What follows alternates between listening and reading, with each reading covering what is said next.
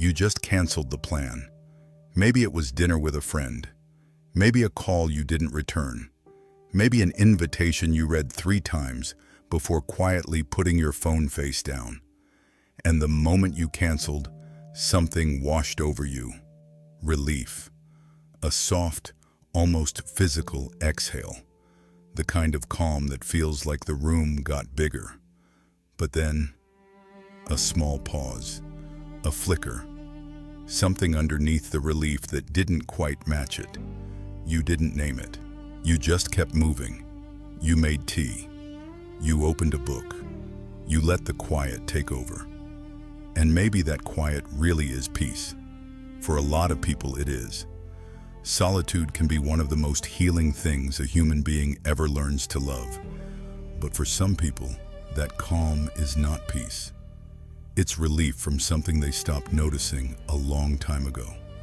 Relief from a kind of weight they've carried so consistently that they forgot they were carrying it. So here's the question this video is going to sit with, gently, for the next few minutes. What if the calm you feel when you cancel plans isn't always peace? What if sometimes it's relief from a version of yourself you don't want to be anymore? This isn't a video about fixing you. There's nothing to fix. This is a video about something much smaller and much more important. Learning to tell the difference between 2 things that look identical from the outside but feel completely different from the inside.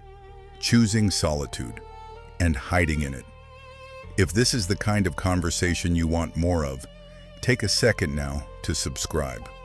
This channel is built for people who want to understand themselves at a depth most content never reaches. The videos work better when you're with us from the beginning. Now, let's start with the distinction that changes everything. Imagine 2 doors. They look the same. Same wood, same handle, same color. From the outside, you cannot tell them apart. The first door is closed because the person inside decided to close it. They opened it this morning. They might open it tomorrow. The door moves. The door listens. The door belongs to them. The second door looks closed. But if you got closer, you would notice something. It hasn't moved in years. The hinges are stiff. The handle is dusty. At some point, the person inside stopped opening it. And after enough time, they forgot it could open at all. That's the difference between chosen solitude and defensive solitude. Chosen solitude is a door. You open it when you want company. You close it when you want rest. The movement belongs to you. You are not afraid of either side. Defensive solitude is also a door. But somewhere along the way, the choice quietly disappeared. The door stayed closed, not because you wanted it closed, but because opening it stopped feeling safe. And after enough time, closed stopped feeling like a decision. It started feeling like who you are. And here is the part most people miss. Both doors feel the same when you're standing behind them. Both feel quiet. Both feel calm. Both feel like home. That's why this is so hard to see in yourself. Defensive solitude doesn't feel like fear. It feels like preference. It feels like personality. It feels like, this is just who I am. But preference has a quality to it. Preference is light. Preference can change its mind. Defense has a different quality. Defense is heavy, even when it's quiet. Defense doesn't change its mind, because changing its mind once cost too much. So before we go any further, hear this clearly. If you are someone who genuinely loves being alone, who recharges in silence, who finds your clearest thinking in solitude, none of what comes next is about labeling you. Some people are wired for deep solitude, and that wiring is a gift. This video is for the quieter question underneath, the one that whispers sometimes, late at night, when the relief has faded and something else is sitting in the room with you. The question of whether the door, at this point in your life, still moves. So how do you know? How do you tell the difference from the inside when both doors feel the same? You can't tell by looking at your calendar. You can't tell by counting how many friends you have. You can't tell by asking yourself if you're lonely, because most people who are hiding in solitude don't feel lonely at all. They feel calm. They feel competent. They feel in control. You tell the difference by noticing 4 soft signals, not symptoms, not problems, just signals. Small flickers underneath the calm that, once you see them, you can't quite unsee. The first signal is the exhaustion of performing, even with the people you love. Think about the last time you spent a few hours with someone you genuinely care about. A close friend, a family member, someone safe. And when they left, or when you left, you felt something familiar. That deep, full-body tiredness. The kind of tired that isn't about the conversation, or the activity, or the time of day. The kind of tired that is about you. About how much of you was working underneath the surface the whole time. Adjusting your tone, reading their mood, managing the silence, making sure your face matched what you were saying. Holding the version of yourself that you've held for so long that you don't even remember when you started. There's a phrase that came up in the comments under a video like this one, and it stopped a lot of people in their tracks. Being alone never exhausted me. Pretending I was okay around the wrong people did. But here's the deeper layer. For some people, the pretending doesn't stop with the wrong people. It continues with the right ones. The mask got so familiar that it doesn't come off, even when it's safe. And solitude becomes the only place the mask comes off. Not because the people you love don't deserve to see you, but because somewhere along the way, your nervous system decided that being seen, even by safe people, is still a job. So ask yourself this, quietly. When was the last time someone saw the version of you that wasn't holding anything together? Not the strong one, not the capable one, not the one who always seems fine, the one underneath. If you have to think hard to remember, that's not a flaw in you. That's information. The second signal is the reflex to refuse help before it's even fully offered. Someone starts a sentence, "Do you need?" And before they finish, you've already said no. "I'm fine. I've got it. Don't worry about it." The word no arrives faster than the thought. It's automatic. It's almost involuntary. And on the surface, this looks like strength, independence, self-sufficiency, the very qualities people compliment you for. You're so capable. You handle everything. You never ask for anything. But underneath that reflex, there is usually a story that started a long time ago, in a place where needing help didn't feel safe, where reaching out got you ignored or dismissed, or made into a burden, where the lesson your nervous system absorbed was simple and quiet. Handle it yourself. It's faster, it's cleaner, it's safer. So you adapted, and the adaptation worked. It got you through. It made you the person people lean on, instead of the person who has to lean. But adaptations don't expire on their own. They keep running long after the original situation ended. And one day, you find yourself refusing help that is genuinely safe, from people who genuinely want to give it, for reasons your conscious mind can't even articulate. So here's the question for this one. Do you refuse help because you don't need it? Or because needing it once cost you too much, and your body still remembers? If something here is landing for you, let me know in the comments. Even one word, just so I know which signal hit hardest. And if this video is giving you language for something you felt but never named, a quiet like helps the channel reach more people who are sitting with the same questions tonight. That's it. Back to it. The third signal is the relief that lasts a little too long after people leave. Relief after socializing is normal, healthy even. Anyone who has spent meaningful time with other people knows that coming home to silence has its own quiet pleasure. The shoes come off, the shoulders drop, the room gets soft. That kind of relief is part of being human. But there is a different kind of relief, the kind that doesn't fade, the kind that starts to look less like rest and more like distance. The kind where the silence stops being recovery and starts being avoidance of the next interaction. Where the thought of seeing those same people again, even people you love, feels heavy before it should. Healthy recovery has an arc. It rises, it peaks, and then it settles. After enough quiet, something inside you starts to lean back toward the world. A small curiosity returns, a small openness. You start to miss people in small ways, even if you don't act on it. Defensive solitude doesn't have that arc. The relief just keeps going.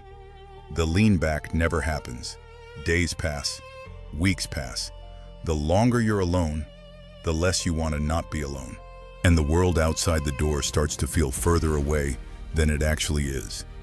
This isn't a moral failing. It's not laziness. It's a nervous system that learned, somewhere along the way, that the cost of re-entering is higher than the cost of staying out. So it just stays out. And the staying out feels good until you notice that good has slowly become numb. The fourth signal is the quietest one, and the deepest. It's the quiet belief that no one will really stay. This one doesn't sound like anything when it's happening. It's not a thought you have. It's a temperature, a background setting, a small, almost invisible expectation that runs underneath every relationship you have. It shows up like this. You let someone in, but not fully. You enjoy them, but you keep one foot on the ground. You let the connection deepen, but a part of you, a part you barely notice, is already preparing for the day they're not there anymore. Not because anything is wrong, just because that's what people do. They leave, they change, they disappoint, they drift. This isn't cynicism. People who carry this belief usually don't think of themselves as cynical at all. They think of themselves as realistic, as careful, as someone who has been around long enough to know how things go. But the belief is doing something underneath the words. It's making sure you never invest the full 100%, because the full 100% is what hurts when it ends. And somewhere in your history, the full 100% ended in a way you swore you'd never live through again. So you love at 90, you trust at 80, you let people see 70. And the 30 you hold back is the part that would make the connection real enough to hurt if you lost it, which means it's also the part that would make it real enough to actually feel held. And here is the painful, quiet truth of this fourth signal. The protection works. The 30 you hold back will, in fact, keep you from being destroyed if they leave, but it will also keep you from being fully met if they stay. Now, before we go to the last part, something needs to be said clearly, because if it isn't said, the rest of this video can be misread. This is not a video telling you to be more social. It's not telling you to force interaction. It's not telling you that your small, careful circle of people is too small. It's not telling you that your dog or your cat or the one or two humans you actually trust are not enough. For a lot of people, they are exactly enough. 2 real connections are worth more than 20 performed ones, and you already know this. The goal here is not to change your behavior. The goal is to restore something quieter than behavior. The goal is to restore your capacity to choose. Because someone who can only say no is not more free than someone who can only say yes. Both have lost the same thing, the ability to actually decide. And freedom, real freedom, isn't living behind a door that's always closed or always open. It's knowing the door moves. So with that in mind, here is something small you can take with you. 3 questions, not to change what you do, but to see what you're doing more clearly. The first question, am I going toward something or away from something? When you choose to be alone tonight, sit with that one for a moment. Are you walking toward rest, toward your own thoughts, toward something you genuinely want? Or are you walking away from a phone call you don't want to make, a person you don't want to face, a feeling you don't want to sit with? Both can be valid, but they're not the same. The second question, if this person were completely safe, would I still want distance? This one is harder because it asks you to separate the person from the pattern. Sometimes the answer is yes. Some people are genuinely draining, or unsafe, or wrong for you, and your distance is wisdom. But sometimes the answer is no. Sometimes the distance has nothing to do with them and everything to do with what your body learned a long time ago about closeness. The third question, is this rest or is this hiding? Rest restores you. Rest has a shape. You feel softer after it, more open, slightly more curious about the world. Hiding feels similar in the first hour, but hiding doesn't restore. Hiding just postpones. And if you check in honestly, you usually know which one you're doing. There are no wrong answers to these questions. The point isn't to catch yourself doing something bad. The point is to bring the choice back into view. Because once you can see the choice, you have it again. And having it doesn't mean you have to use it differently. It just means it's yours. So here's where this lands. If you've spent most of your life being the strong one, the independent one, the one who doesn't need much, the one who handles it, you are not broken. You adapted. You built something inside yourself that kept you safe in a world that at some point wasn't safe enough. That building took intelligence. It took strength. It took a kind of quiet courage that most people never have to find. But adaptations are answers to a past environment, and environments change. The people around you now are not the people who taught your nervous system to lock the door. The version of you living today is not the version of you who first had to learn that being alone hurt less than being let down. You don't owe the past version of yourself a closed door forever. You also don't owe anyone an open one. What you owe yourself is the truth of which one you're choosing, right now, today. A closed door and a locked door look the same from across the room. They feel the same from across the room. But from the inside, they are completely different worlds. One is a place you live. The other is a place you're stuck. You don't have to open the door. You just have to know it can open. That's the whole thing. That's everything this video is. Not a push. Not a plan. Just a small return of something that may have quietly left you a long time ago. The knowing. If this video gave you language for something you've been feeling but couldn't name, leave a comment and tell me which of the 4 signals hit closest to home. Reading what you share is how this channel finds the next person who needs to hear this tonight. And if it moved something in you, a quiet like helps it reach them. There's another video on the screen right now that goes deeper into the patterns we touched on here. If this one stayed with you, that one will too. I'll see you there.